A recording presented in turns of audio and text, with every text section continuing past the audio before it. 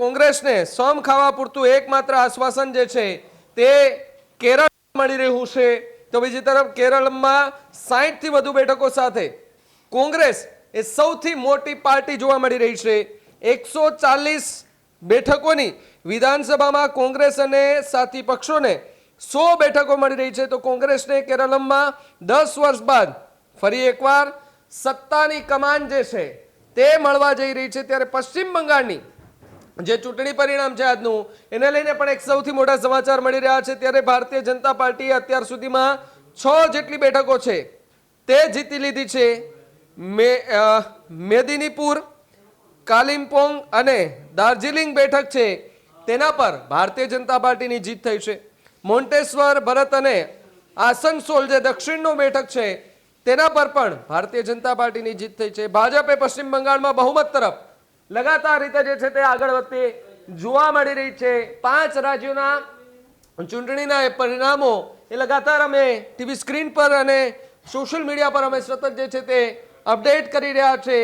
અમારી ચેનલને સબસ્ક્રાઇબ નથી કરી તો ચેનલને સબસ્ક્રાઇબ કરી લેજો, બેલ આઇકનને દબાવજો, જેથી કરીને પડે પડના સચોટ સમાચાર તમને તમારા મોબાઈલ પર જે છે તે તરત જ મળી રહે।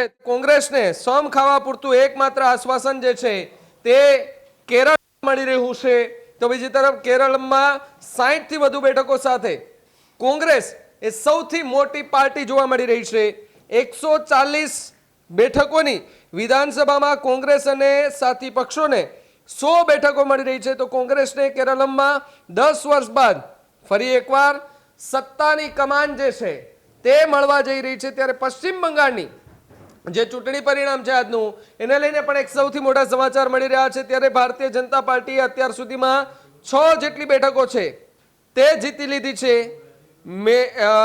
મેદિનીપુર, કાલિમ્પોંગ અને દાર્જિલિંગ બેઠક છે તેના પર ભારતીય જનતા પાર્ટીની જીત થઈ છે।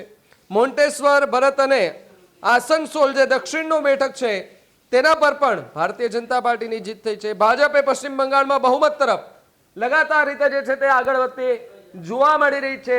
5 રાજ્યોના ચૂંટણીના પરિણામો એ લગાતાર અમે ટીવી સ્ક્રીન પર અને સોશિયલ મીડિયા પર અમે સતત જે છે તે અપડેટ કરી રહ્યા છે।